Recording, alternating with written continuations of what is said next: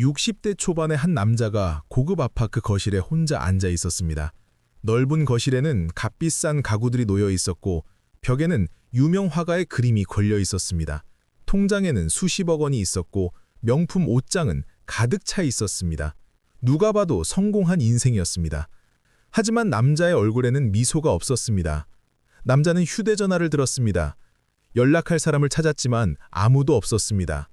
명절도 아닌데 자식들에게 연락하기는 민망했고 친구들과는 연락이 끊긴 지 오래였습니다. 평생을 돈 버는 데만 집중하다 보니 정작 사람을 잃어버렸습니다.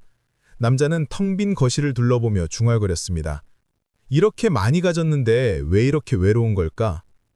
바로 그때 창밖으로 공원이 보였습니다.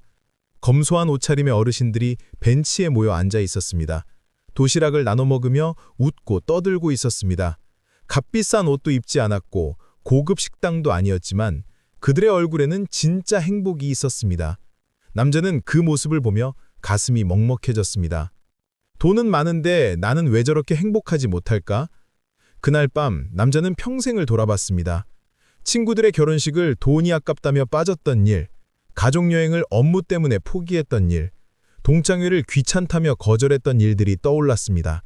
그렇게 아낀 돈으로 큰 집을 샀고 좋은 차를 샀고 통장 잔고를 늘렸습니다. 하지만 그 과정에서 사람을 잃어버렸습니다. 여러분, 혹시 지금도 돈을 위해 사람을 미루고 계신가요? 친구 만나는 것보다 돈 버는 것을, 가족과의 시간보다 저축하는 것을 우선하고 계신가요?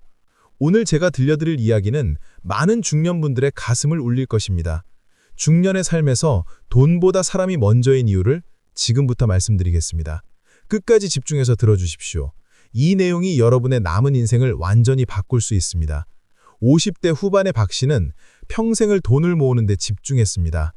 한 푼이라도 아끼려고 애썼습니다. 친구들이 여행 가자고 해도 돈이 아깝다며 거절했고 가족들이 외식하자고 해도 집에서 먹는 게 낫다며 반대했습니다.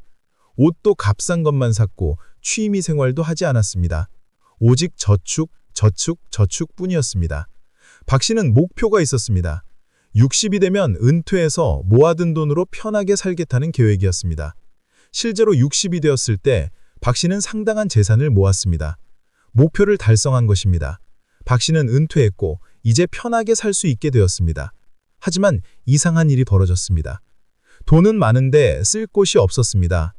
여행을 가려고 해도 함께 갈 친구가 없었습니다. 평생 만나지 않았더니 친구들과는 연락이 끊겼습니다.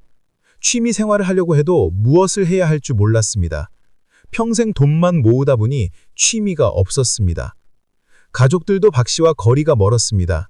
평생 돈만 중요하게 여기고 가족에게는 인색하게 대했더니 자식들도 아버지를 돈으로만 생각했습니다.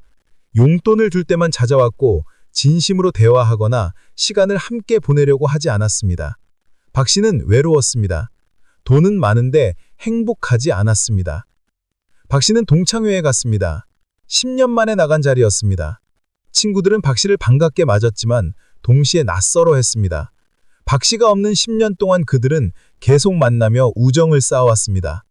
함께 여행도 다니고 어려울 때 서로 도왔고 기쁠 때 함께 축하했습니다. 박 씨만 그 시간에 없었습니다. 박 씨는 그날 깨달았습니다. 돈을 모으느라 정작 중요한 것을 잃어버렸다는 것을 말입니다. 친구, 가족, 추억, 경험, 이런 것들을 포기하고 돈만 모았습니다. 그런데 그 돈으로 무엇을 할 수 있는 걸까요? 혼자 호화로운 식당에서 밥을 먹는 것이 무슨 의미가 있을까요? 값비싼 여행을 혼자 가는 것이 즐거울까요? 여기서 첫 번째 진실이 드러납니다. 돈은 수단이지 목적이 아닙니다. 돈은 행복을 사는 도구이지 행복 그 자체가 아닙니다. 돈으로 살 수 있는 것은 물건뿐입니다. 돈으로는 진정한 우정을, 가족의 사랑을, 소중한 추억을 살 수 없습니다. 중년이 되면 이것을 깨달아야 합니다. 60대 초반의 김 씨는 박 씨와는 달랐습니다. 김 씨도 열심히 일했지만 사람을 잊지 않았습니다. 친구들과의 모임에는 항상 참석했고 가족과는 정기적으로 여행을 갔고 이웃과도 좋은 관계를 유지했습니다. 돈을 쓰는 것을 아까워하지 않았습니다. 특히 사람과 관련된 일에는 기꺼이 지갑을 열었습니다. 김 씨는 박 씨만큼 돈을 많이 모으지 못했습니다. 친구들과 여행 다니느라 가족들과 외식하느라, 후배들 밥 사주느라 돈이 나갔습니다. 저축은 적었고 재산도 많지 않았습니다. 하지만 김 씨는 행복했습니다. 무엇보다 외롭지 않았습니다. 김 씨가 은퇴했을 때도 주변에는 사람이 가득했습니다. 친구들이 송별회를 열어줬고, 가족들은 축하 여행을 계획했고, 후배들은 고마움을 표현했습니다. 은퇴 후에도 김 씨의 하루는 바빴습니다. 만날 사람이 많았고, 할 일이 많았고, 기대되는 일들이 가득했습니다. 김 씨는 돈이 적었지만 풍요로웠습니다. 친구들과 저렴한 국밥집에서 밥을 먹어도 즐거웠고, 가족들과 집에서 영화를 봐도 행복했습니다. 돈이 많고 적음이 중요한 게 아니라 누구와 함께 있느냐가 중요했습니다. 김 씨는 그것을 알고 있었습니다. 김 씨는 건강도 좋았습니다. 연구에 따르면 좋은 인간관계를 가진 사람이 스트레스가 적고 면역력이 높다고 합니다. 김 씨가 바로 그런 경우였습니다. 웃을 일이 많았고, 기댈 사람이 있었고, 외로움을 느끼지 않았습니다. 그것이 건강을 지키는 최고의 비결이었습니다. 두 번째 진실입니다. 사람과 함께 쓰는 돈은 낭비가 아니라 투자입니다. 친구와의 저녁 식사, 가족과의 여행, 후배에게 사주는 커피, 이런 것들이 인간관계를 만들고 추억을 샀습니다. 나중에 돌이켜보면 그 시간들이 인생에서 가장 소중한 시간들입니다. 돈을 아끼려다가 사람을 잃으면 안 됩니다. 50대 중반의 이 씨는 큰 결정의 순간이 찾아왔습니다. 승진 기회가 온 것입니다. 임원이 될 수 있었습니다. 하지만 조건이 있었습니다. 지방으로 발령을 가야 했고 최소 3년은 그곳에 있어야 했습니다. 연봉은 크게 올랐지만 가족과 떨어져 살아야 했습니다. 이 씨는 고민했습니다. 돈을 선택할까, 가족을 선택할까? 젊었을 때라면 망설임 없이 승진을 택했을 것입니다. 하지만 50이 넘으니 생각이 달라졌습니다. 자식들이 곧 대학을 가고 집을 떠날 것입니다. 함께 있을 시간이 얼마 남지 않았습니다. 아내와도 마찬가지였습니다. 3년을 떨어져 산다는 것은 소중한 시간을 포기하는 것입니다. 이 씨는 결단을 내렸습니다. 승진을 포기하기로 한 것입니다. 주변 사람들은 이해하지 못했습니다. 왜 그런 좋은 기회를 놓치느냐고, 돈을 더 벌 수 있는데 왜 포기하느냐고 물었습니다. 하지만 이 씨는 확신했습니다. 돈은 나중에 또 벌 수 있지만 이 지금의 이 순간은 다시 오지 않는다는 것을 알았습니다. 3년이 지났습니다. 이 씨는 승진하지 못했고 동기들보다 연봉이 적었습니다. 하지만 후회하지 않았습니다. 자식들의 대학 입학을 함께 축하했고 졸업도 함께 했고 취업도 함께 기뻐했습니다. 아내와도 매일 저녁을 함께 먹으며 대화를 나눴고 주말마다 산책을 했고 관계가 더욱 돈독해졌습니다. 이 씨는 말합니다. 돈을 버는 기회는 또 오지만 사람과 함께할 기회는 한 번뿐이라고 말입니다. 특히 가족과의 시간은 놓치면 다시 돌아오지 않는다고 강조합니다.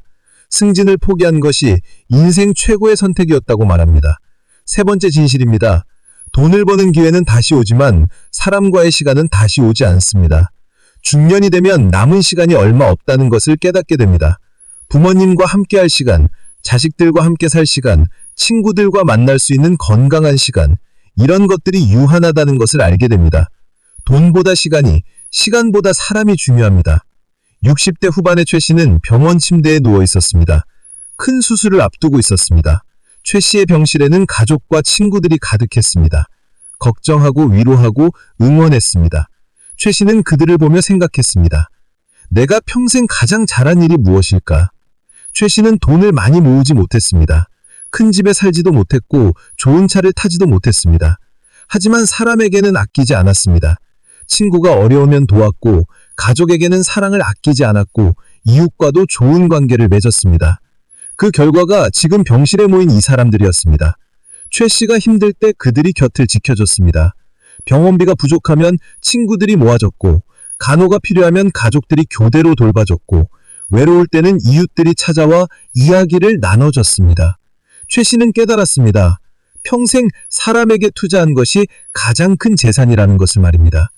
돈은 병을 고치는 데 도움이 되지만 병을 이기는 힘은 사람에게서 나온다는 것을 알았습니다. 곁에 있는 사람들의 사랑과 응원이 회복의 원동력이었습니다. 반면 옆병탕에는 부유한 환자가 있었습니다. 비싼 병실을 썼고 최고의 치료를 받았습니다.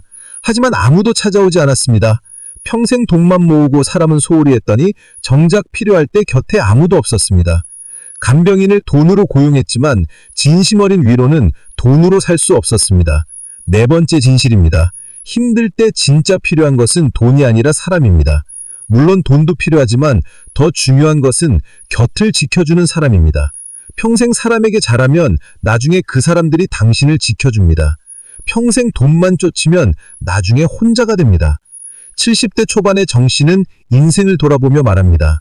젊었을 때는 돈이 전부인 줄 알았다고, 돈만 있으면 모든 것을 할 수 있다고 믿었다고 합니다. 하지만 나이가 들면서 깨달았습니다. 돈으로 살 수 없는 것들이 훨씬 많다는 것을 말입니다. 돈으로는 건강을 살 수 없습니다. 좋은 병원을 갈 수는 있지만 건강 자체를 살 수는 없습니다. 돈으로는 시간을 살 수 없습니다. 편리함을 살 수는 있지만 지나간 시간을 되돌릴 수는 없습니다.